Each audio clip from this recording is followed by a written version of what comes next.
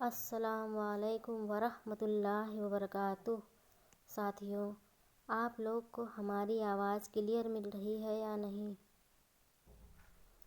امیر خسرو۔ آج ہم آپ لوگ کو امیر خسرو کے بارے میں پڑھائیں گے۔ ان کا اصل نام کیا تھا؟ ان کا سال ولادت کیا تھی؟ مقام کیا تھا؟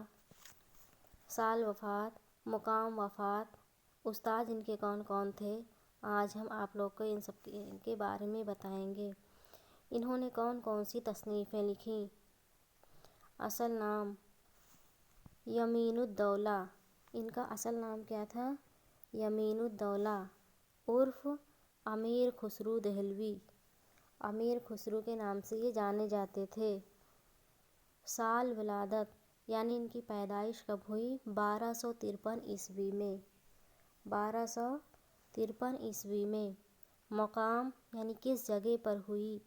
پٹیالی، ضلع ایٹا۔ پٹیالی میں ہوئی، ضلع ایٹا۔ سال وفات 1324 عیسوی میں۔ 1324 عیسوی میں۔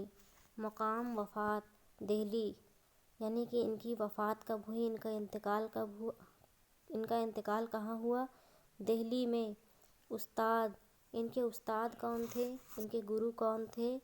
حضرت نظام الدین اولیاء۔ ابو الحسن لقب۔ والد میر سیف الدین لاچین قوم کے ایک ترک سردار تھے۔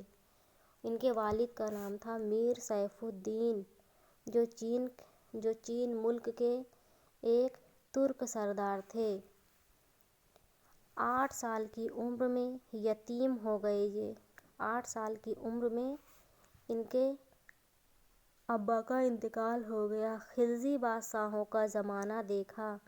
امیر خسرو محبوب الہی خواجہ نظام الدین اولیاء کے بڑے چہیتے مرید تھے۔ خسرو نے ہر صنف، کون کون سے صنف؟ شعر، مثنوی، قصیدہ، غزل، اردو دوہے، پہیلیاں، گیت وغیرہ طبع آزمائی کی، یعنی ان سب کو وہ لکھا۔ انہوں نے کیا کیا چیز لکھا؟ شعر شاعری، مثنوی، قصیدہ جس میں کسی زندہ شخص کا بیان کیا جاتا ہے، غزل، اردو دوہے، پہیلیاں، گیت وغیرہ، ان سب چیزوں پر انہوں نے تحریر کیا، لکھا۔ تصانیف، انہوں نے کون کون سی تصنیفیں لکھیں؟ تحفۃ الصغر، وسط الحیات، غرۃ الکمال، بقیہ نقیہ، قصہ چہار درویش کی، اس میں 4 درویشوں کا قصہ انہوں نے لکھا ہے۔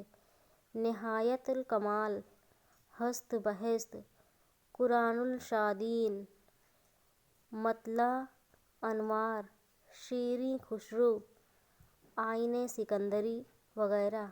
ان کی تصنیفیں کون کون سی ہیں؟ تحفۃ الصغر، وسط الحیات، غرۃ الکمال، بقیہ نقیہ، قصہ چار درویش، نہایت الکمال، ہست بہست، قرآن الشادین، مطلع انوار، شیریں خسرو، آئین سکندری وغیرہ۔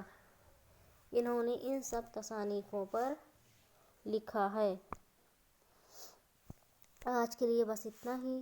آپ لوگ ہماری ویڈیو کو زیادہ سے زیادہ لوگوں تک شیئر کریں، ہمارے چینل کو سبسکرائب کریں۔ Thank you.